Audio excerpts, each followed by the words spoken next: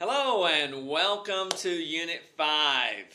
Uh, I hope that you're enjoying this class.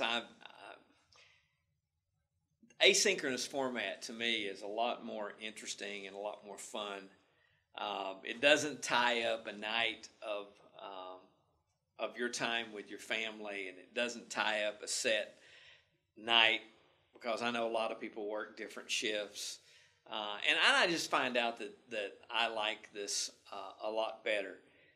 One of the things someone said to me once is, Dale, when you're doing an asynchronous class, you know, don't you crave that interaction? And I go, well, you got to be kidding me! I get that all the time in the discussions, and I get that all the time reading people's assignments.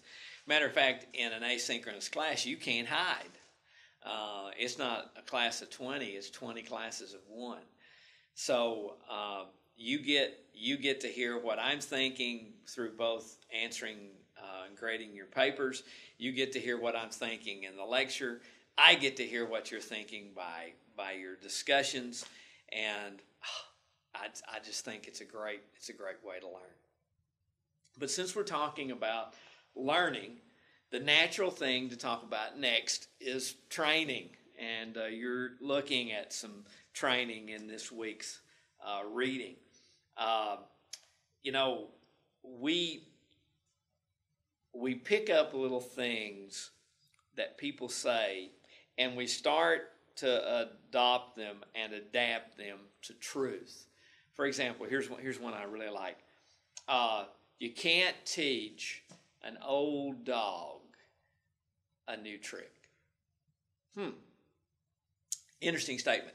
A statement was first made, by the way, by Benjamin Franklin. It appeared in Poor Richard's Almanac, and it is really a twist on I guess you would call it an Irish phrase. But he twisted it a bit. Let me tell you what the original phrase said. You can't teach a dead dog anything because they're dead. But he wrote it, you can't teach an old dog a new trick. And of course, Benjamin Franklin didn't know at that time that he would change the way we look at learning. Because when you're working with individuals in an organization, the first thing that they say when you try to teach them something new is, well, you know, can't teach an old dog a new trick, which is just code word for I don't want to learn that. So I'm going to spend just a minute during, or quite a bit of time actually during this lecture to show you how that's just absolutely not true. As a matter of fact, we can learn whatever we want to. There is a lot of statistics out there that are thrown around a lot. I love them. This is one of my favorite. We use 10% of our brain. Like we brag about it, you know, like the other 90% we're keeping in reserve. No, you don't use 10% of your brain. As a matter of fact, it was a new study just came out, said this. I have to use my fingers, and I apologize. You only use 0.0000001% of your brain. So if 10% of your brain was the Empire State Building, you're using a Volkswagen. Because as we take on more technology, more things that we can use, like our phones and our computers, what we do is we use less of our thinking brains. But I want to show you just how smart you are. And I choose to do it by taking you through an exercise. Did you know it's almost impossible to teach somebody something they already know? Because if you start to teach somebody something you already know, here's what people will say. Well, I know that. Now, remember what I said about practice? Practice doesn't make perfect. The practice of perfection does. Well, that's the way people look at training and learning. They say, you know what? I know that. No need for to do this again. Not so. Not so. See, what you have to remember is that what you learn is who you are. In this country, we spend more money on health products for the outside of our head. Shampoo, razors, toothpaste. We spend more money on that than we do on the inside of our heads. That's a shame. That's the way it is. We spend more on the outside than we do on the inside. So here's what we're going to do. If I said this to you, I want to just kind of get your reaction without, of course, seeing your face. How many people know the first 10 presidents of the United States? I'd be willing to bet nobody in this class. I'd be willing to bet that if I had you right here in front of me, I said, I want you to tell me the first 10, you would be able to. As a matter of fact, not many people can. It's just one of those little trivia things nobody knows. Well, what would you say if I told you that I could teach you the first 10 presidents of the United States in, say, 15 seconds? And you'll never forget them for the rest of your life. Well, you might think that sounds good, but you're not here in the house, Dr. Henry, so how am I going to know? Well, no, I'm going to teach you the first 10 presidents of the United States. And as a matter of fact, if you have kids, bring them to the screen, and I'll teach them too. I can do it. But here's how I know I can be effective. Can you run a marathon? You're probably going to say no. And then what if I said this? Could you run a marathon? See, that's a different question. It's not can you, could you? Maybe. Could you run a marathon if there was $1 million in it for you and you practiced for 6 months? Yeah. Well, see, then you can do it. If you could do it for $1 million, you can do it for nothing. See, the basic thought behind this is, what's your motivation? Where are you in being able to do something? It's all about your motivation. Now, one of the reasons why we aren't successful, one of the reasons why a lot of people will not do what you're doing, getting your bachelor's degree in management, one of the reasons why people won't do that is they don't want to fail, which makes absolute no sense to me. How can you possibly succeed without failing? So I'm going to teach you the first 10 presidents of the United States in 15 seconds. Now, but with a small caveat. I'm going to teach you a lesson that'll take me about 2 minutes. And before I do that, I'm going to teach you a little bit about the brain. Because I think anybody who works with people need to understand a little bit about the brain. First thing about the brain you need to learn is everybody taking this course is a predator. I'll give you a second to digest that, but you're a predator. Why would you say that, Dr. Henry? Because you have eyes in the front of your head. If you'll go to the zoo, you'll notice that every animal that has eyes in the front of its head is a predator. See, animals that have eyes in the sides of their head are called lunch. See, we are predators, and we think differently. Your brain was designed to do this. It was designed to facilitate survival in an outdoor and ever-changing environment. So, you were born to lead. You were born to manage. You were born to learn. But we have gotten lazy. And when you tell people, can you do this? They say this, no, I can't do that. Or even worse, they will say this, I'll try. Whenever you walk up to someone and you want some help and you look at them and you say, can you help me do this? And they say, I'll try. Stop and say, no, maybe you didn't hear me. Can you do this? And until they say yes, they won't do it. They'll just try. Trying is the same as failing. They're not going to do it. They're not even going to try to do it, as a matter of fact, because what you want is can-do people. Leaders and managers always look for can-do people. So here's my can-do question. Can you learn the first 10 presidents of the United States? If the answer is yes, I can teach them to you. Now, a lot of you will probably start looking for a pencil. You don't need a pencil. I'm going to teach you this method by using the oldest teaching method in the world. It was created by one of Aristotle's students. Aristotle loved putting stuff in common, everyday ways of understanding. And this is what he said about learning.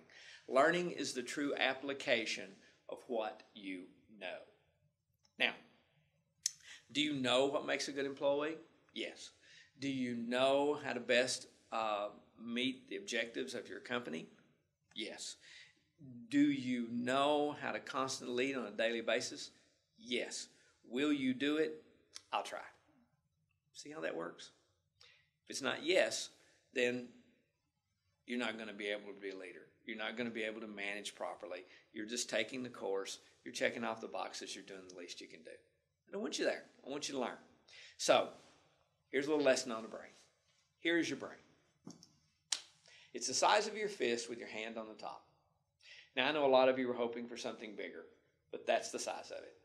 Now, on the top of your brain is a little part we call the hard drive. That's what I'm working on right now. I'm trying to get as much of this information into your brain by the readings that you're doing, by the discussions that you're doing, by the completes, by the reflections. I'm trying to get into the hard drive, but I can't do that because you can only let me into the hard drive. Let's take the hard drive off. Next part of the brain is called the core. The core of the brain is absolutely phenomenal. I want you to think about it. You've ate probably a couple meals today. This core is digesting food. This core is adjusting your heart rate. This core is adjusting your respiration rate. It's making sure that every cell in your body is getting the food it needs. And you don't even have to think about it. It's doing it automatically. It's phenomenal. Down here on the bottom part of your brain is the best part of the brain. It's the part of the brain I love the most. It's called the stupid brain. It's the brainstem. Everything that I say to you, the temperature of the room that you're sitting in, the noise of the kids running around the house, everything that's happening right now is getting to the stupid brain. If you take your finger like this and poke yourself in the chest, the stupid brain does 1,000 different things. It says, you just poked me in the chest. That hurt. It says all kinds of things. Don't do that again. The stupid brain controls every piece of data that comes into your mind, and that's what I want to control. Now, you're no doubt sitting, listening to this lecture in a room. It can be any room. It can be your bedroom, your living room. It can be your den. It can be the garage. But you're probably in a room. If you'll look around, that room has something very interesting in common with the room that I'm standing in. It has 4 corners. It has 4 walls. It has a floor, and it has a ceiling. Now, if you're sitting in a room, it's got 4 walls, 4 corners, a floor, and a ceiling. That's 10 things. And it will allow me to use the loci method of teaching, one of the oldest methods in the world. Loci basically means, in Latin, where you are. We use it in words like locale, location. So where you are right now is where you need to learn. Now, I want you to imagine that you are in front of me. I am in front of you. I am going to imagine you and I are both standing in a room together. Over my left shoulder, your right, I want you to start numbering. That's corner 1, wall 2, corner 3, wall 4, corner 5, wall 6, corner 7, behind me is wall 8, floor is going to be 9, ceiling's going to be 10. Now that's where we're going to put the 10 things that are going to enable me to teach you the first 10 presidents of the United States. Now you must do 2 things. First of all, you must look where I tell you to look. You must see what I tell you to see. And if you do those 2 things, here's what I'll promise you. That in about 4 minutes, you'll know the first 10 presidents of the United States. As a matter of fact, you'll know them for the rest of your life. You'll be laying on your deathbed. Your friends will come over. Is there anything I can do? Yes. Let me teach these first 10 presidents before I go. I mean, you will never forget the first. You'll be on a game show and you'll win millions of dollars, and I'm sure you'll send me 10%. But you will never forget the first 10 presidents of the United States. All right, you ready? Here we go. If you would imagine, please, over in this corner, on my left, your right, I want you to imagine an old-timey washing machine. An old-timey washing machine with the soap suds coming out. You know the kind with the wringer on top, like maybe had your grandmother used to have? An old-timey washing machine. Place it right there in corner 1. To your right, my left, old-timey washing machine. Over here, I want you to imagine somebody's placed a big screen television. And on that big screen television, they've put an atomic blast, an atomic bomb, big mushroom cloud, all the power of the atomic bomb. See it on that wall, mushroom cloud, atomic bomb, right on that wall. Let's review. What's in this back corner? Washing machine. Over here we have an atomic bomb. Back there behind you, to my left in the back corner, is corner number 3. I want you to imagine a big chef. Now, if you've gone out to eat anywhere in a restaurant, you've seen a chef. You'll probably never see a skinny chef because skinny chefs do not stay employed very long. You see, because they don't eat their food. But I want you to see a chef back there in that corner. I want you to see him wearing the poofy hat. I want you to see him standing next to him is his small son. He's wearing a poofy hat too, holding hands with his dad, chef and son in corner number 3. Remember over here in corner 1, we have a washing machine. Over here we have the atomic bomb, big screen television. Back corner, a chef with his son holding hands. Behind you, in front of me, I want you to imagine a drugstore. Plate glass window of a drugstore. As you look in, see all the medicine, the aspirin, the Alka-Seltzer, X-Lax. Don't eat those. It'll ruin your afternoon. I want you to look at all the medicine in that drugstore. Look back there, see the medicine, see the drugstore. Now remember, up here in this front corner, we have a washing machine. Over here on this wall, we have the atomic bomb. Back corner, we have a chef and son. Back wall behind you is a drugstore with lots of medicine. Corner over here to my right, behind you and your left, it's corner number 5. I want you to imagine just for a second an ATM machine. But this ATM machine's gone crazy. Money is rolling out of it. Money is just rolling out of this ATM machine. I want you to look back there. I want you to see all the money rolling out of the ATM machine. Got that? Good. Over here on this wall, this is the easiest one of all. It's a mirror. And if there were a mirror on this wall, we'd see the reflection of that wall, which is an atomic bomb. Let's review. Up here in this front corner, we have an old-fashioned washing machine. Over here is an atomic bomb. Back corner, chef and son. On the back wall is that drugstore with all that medicine. Over here, of course, the ATM machine with money rolling out. Imagine that money rolling out. Over here is a mirror, seeing the reflection of the atomic bomb. Front corner up here behind me, to your left, back behind my right, this is corner number 7. Corner number 7, once you imagine somebody's placed a car jack. They've jacked that corner up. You can see outside into the sunshine. Just simply a car jack in that corner. Behind me, somebody crashed a moving van through the wall. And the nose of that moving van is right there. You can see the nose of that moving van right behind me. Let's review. Over here, of course, you have a washing machine. Over here we have an atomic bomb, big screen television. Back corner, a chef with his son, big poopy hat. Back wall, we have drugstore with all that medicine. Back right-hand corner is an ATM machine with money rolling out. Of course, over here we have a mirror reflection of the atomic bomb. Back corner is Mr. Carjack, a carjack back there. We just placed that carjack. Behind me is a moving van. Now, everybody look down at the floor. I want you to imagine that the floor is now hair growing up between your toes. Hard to imagine, but easy to feel. And up here on the top, imagine that you're in your office and there's ceiling tiles up there. Hair on the floor, tile on the ceiling. One more time, let's review. Of course, over here we have a washing machine. Over here we have the atomic bomb on a big screen television. Back corner, a chef and son, big poopy hats. Back wall is a drugstore with lots of medicine. Back corner is an ATM machine, money rolling out. Over here, wall 6, reflection of the atomic bomb. Back corner is a car jack. Behind me is a moving van. Down here, of course, is hair. Up there is tile. Now you're thinking, all right, I don't know really anything. No, you do. See, just like in this course, as we go through and we design how to help you communicate, how to help you process, how to help you lead smarter and manage better. See, those are just techniques. Learning is the true application of what you know, not what you know. For example, 8 hours of sleep, good, right?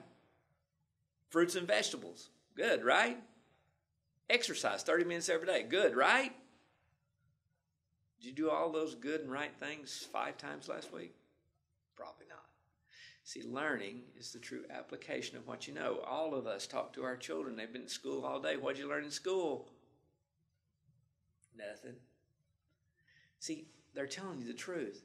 They didn't learn anything in school. They got principles that they will apply, which will show that they learn. But that doesn't happen to lead out of school. So, first 10 presidents. I promise to teach you in 15 seconds. I'm going to do that. All you have to do is listen.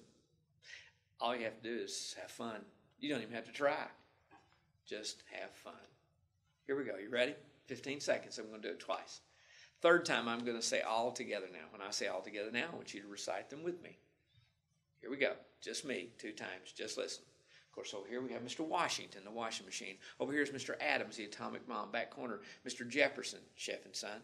On the back wall, we have Mr. Madison, all that medicine. Over here, of course, Mr. Monroe, the money rolling. Over here is Mr. Adams, the reflection of the atomic bomb. Back corner, Mr. Jackson, the carjack. Behind Mr. Van Buren, the moving van. Down here, of course, Mr. Harrison. Up there, Mr. Tyler. One more time, just me, just the presidents. Listen carefully.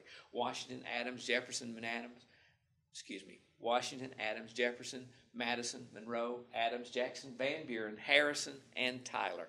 That's the first 10 presidents of the United States. So, let's see what you know. Over here in the first corner, we have Mr. Washington. Over here on the second wall, Adams. Back corner, Jefferson. That's right, chef and son. On the back wall, we have all that medicine, Mr. Madison. Back corner is Mr. Monroe, the money rolling that Mr. Adams. Over here, reflection of the atomic bomb. Back corner is Mr. Jackson. That's right. Behind me is Mr. Van Buren. Down here is Mr. Harrison. Up there is Mr. Tyler.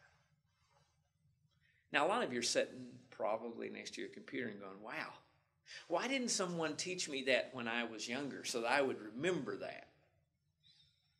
Well, it wasn't your teachable moment. Training, the ability to train yourself while you train others. I want you to think about this if you're in a management position right now. Think of the people in your organization who receive the least amount of training and the smallest salary. Those are the people that have the largest contact with your customer. It's the same in every industry. If you go into Marriott, who has the least amount of training? People that serve food, people that clean rooms, and the people that check you in. That's the people you spend most of your time with. You go to any restaurant, same way. Who has the least training? People who are waiters, they spend most of the time with you. You name the industry, I can show you. The people with the least training and like the least money have the biggest contact. Does that make any sense to you?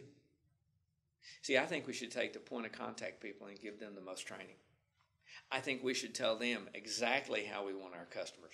Because you see, what we do with our customers doesn't make any sense to me. And it's all about training. It's all about how do we train them to be better. I'll give you an analogy from the restaurant business, which I think is hilarious. Let's say you get a great recommendation from a restaurant. And a friend of yours has gone there. He thought it was really good. He recommends you take a date there. You take your wife, you take a date. You go to the restaurant. Food's not that good. Matter of fact, it's not good at all. And the waitress comes up to you after the meal and looks you in the eye and says this, how was your meal? See, I already know what you're going to say. It's fine. It's fine. Wait a minute. You didn't like it. Yeah, I know, Dale, but it's fine. Then you go up to pay for your food. How was your meal? It's fine. It's fine. And you know it wasn't fine. It was bad. And you leave and you tell your day to your friend you went with, well, that's bad. Wasn't that bad? Why didn't you tell them? Here's why. It's not worth it. It's just not worth it. About 4 years ago, I was speaking to a group of Social Security judges. I was in Savannah, Georgia, a beautiful, beautiful city. And as I normally do, I asked the bellman, what's the best place to grab a breakfast around here? Because I'm going to have a big breakfast in the morning. I like breakfast. You already know that. And he said, there's a place up here called the Cobblestone Cafe. It is absolutely phenomenal. You'll love it. Okay. So me, Dave, my pilot, we got up. We walked down to the Cobblestone Cafe. We went inside and we sat down. A waitress came over. I believe her name was Carol. And Carol said, good morning, gentlemen. I said, good morning, Carol. How are you? She said, I'm doing wonderful. She said, let me tell you what the special is for today. And then I'm going to get your drinks and I'll come back. But before I come back, would you mind looking at our journal and signing our journal? I've eaten in hundreds of thousands of places. I've never had anybody ask me to sign or read a journal. So she told us about the specials. And to be honest with you, both Dave and I signed up for the same special. Peach pancakes. Sounded good to me. Eggs, bacon, orange juice. while she was gone to get our breakfast, I started looking through the journal. Interesting thing was, people told me what they liked about the restaurant and what they didn't. And these were people that had sat in the very seat I had sat in. They brought our peach pancakes back. They were absolutely wonderful. Matter of fact, they were so good, I was afraid David was going to eat a top layer of porcelain off the plate. But we both ate the pancakes, and I ate them all. And I was sitting there, and I said, Dave, if the lady who served us came over right now and said, how was your meal, what would you say? It was fine. I said, but tell me, was it good? Oh, it's great. What if the meal was bad? What would you say? Fine. I said, yeah. But I said, you know what's brilliant about this restaurant? He said, what's that? I said, everybody who's sitting in the two seats that we're sitting in right now has told the people who run this restaurant how good or bad it really was. He said, I didn't tell him anything. I said, did you sign the journal? Yeah. You think the managers read that journal? Hey, that's great, isn't it? Exactly. You see, managers need to understand that the best way to get to the truth of how service is being offered is not to ask how things are so you can hear fine, but say this, what could I have done today that would have made this experience better for you? And people will always tell you the steps to that improvement. So, what have you learned today that would make you better than tomorrow? How can you take what we've learned about training? How can you learn what you know now about the first layer of people that in every organization deal with the customer and has the least amount of it? And how can we take all that information, how can we improve your operation where you are right now so that you start looking better, so that you start applying what you know toward the next position that you will have? Lead, lead, lead. See you in Unit 6.